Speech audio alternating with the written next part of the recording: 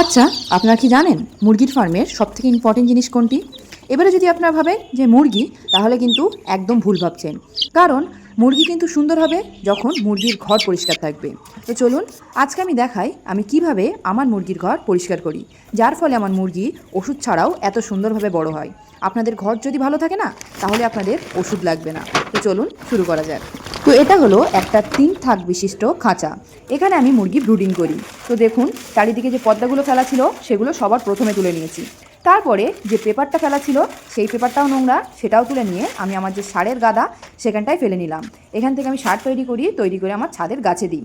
এবারে এখানটা ভালো করে ঝাড়ু দিয়ে নেবো। একদম যত ধরনের ময়লা আছে সবগুলো আমি বের করে নেব।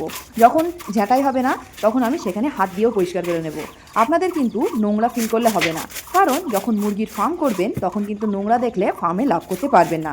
আর দেখতেই পাচ্ছেন এখানে আগে চুন ফেলা ছিল, সেই চুনটা রয়েছে। তাই বলে কি আমি এখন আর চুন দেবো না? একদমই না। এখানে আমি চুন দিয়ে নেব। আর যেমন মাটির ঘর বাড়ি নেপে না, তেমনভাবে আমি চুনটা দিয়ে একদম নেপে নেপে নেব, যাতে কোনো ধরনের কোনো জীবাণু না এখানে থাকতে পারে। এবারে দেখতেই পাচ্ছেন এখানে আমি চুন আর ব্লিচিং ব্যবহার করেছি 50-50। তারপরে একদম ভালো করে পুরু করে একটা লেয়ার দিয়ে আমি এইভাবে যেরকম মাটির ঘর নেপে সেইভাবে লেপে নিলাম। এবারে বলি যে এটা কেন সবথেকে ইম্পর্টেন্ট। কারণ আপনি যদি মুরগির বাচ্চা ভালো আনেন আর মুরগির ঘর যদি ভালো না থাকে, তাতে যদি রোগ জীবাণুর ভাইরাসের আক্রমণ থাকে, তাহলে কিন্তু আপনি যতই ভালো মুরগির বাচ্চা আনুন, আপনি লাভ করতে পারবেন না। আপনারা যে দেখেন আমি ওষুধ ছাড়া মুরগি পালন করি, এত ভালো রেজাল্ট হয়, ম্যাশ খাওয়াই না, শাকসবজি খাইয়ে ওজন আসে, তার পিছনে কিন্তু এটার একটা ভীষণ বড় অবদান যে আমার যে ঘরগুলো আছে সেগুলো সম্পূর্ণভাবে জীবাণুমুক্ত। কারণ জীবাণুমুক্ত বলেই ওদের সব এনার্জি ওদের ওজন বাড়তে লাগে, ওদের রোগ জীবাণু কম হয়। ফ্লোরে চুন দেওয়ার পরে আমি পর্দাগুলো ফেলেও একবার চুন ছড়িয়ে নিয়েছি, যাতে পর্দাগুলো জীবাণুনাশ হয়ে যাক। তারপরে আমি জীবাণুনাশক স্প্রে দিয়ে এই ঘরটা ভালোভাবে স্প্রে করে নিয়েছি। এরপরে আমি একটু কেরোসিন নেবো, আর কেরোসিন নিয়েও স্প্রে করে দেবো। কারণ আমার টার্গেট হলো মুরগি বিক্রি করে লাভ করা। আর লাভ আমি তখনই করব যখন আমার মুরগির রোগ আক্রমণ কম হবে। সেই জন্য ঘর পরিষ্কার করা আমার সব থেকে গুরুত্বপূর্ণ একটা কাজ। তো এই ঘরটা দেখুন এইভাবে পরিষ্কার করে আমি 1 সপ্তাহ রেখে দেবো। আর 1 সপ্তাহ পরে আমি এতে মুরগির বাচ্চা তুলব।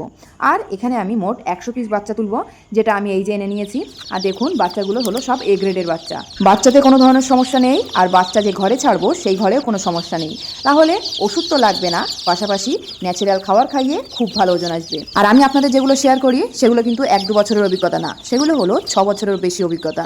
তাই আমার এই যে ট্রিকগুলো খুব সহজ আবার কার্যকরী, কারণ আমি আমার জীবনটাকে সহজ করতে চেয়েছি ব্যবসা করে।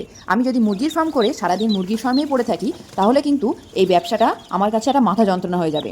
তাই আমার ট্রিকগুলো সহজ, তবে সব থেকে কার্যকরী। তো চলুন আবার দেখা হবে পরের রবিবার ঠিক সন্ধ্যে 6:30টায়। দেখাবো আমি সারাদিনে ফার্মে কী কী কাজ করি। টাটা। আর এই যে এত কষ্ট করে ভিডিও বানাই, এই একটা কমেন্ট পেয়ে কিন্তু আমার সব কষ্ট মুছে গেছে। তো মাহফুজা আক্তার দিদি, আপনি আর কি কি চান কমেন্ট করবেন, আমি অবশ্যই আপনার আরও যে সমস্যাগুলো আছে সেগুলো সলভ করার চেষ্টা করব। ভালো থাকবেন।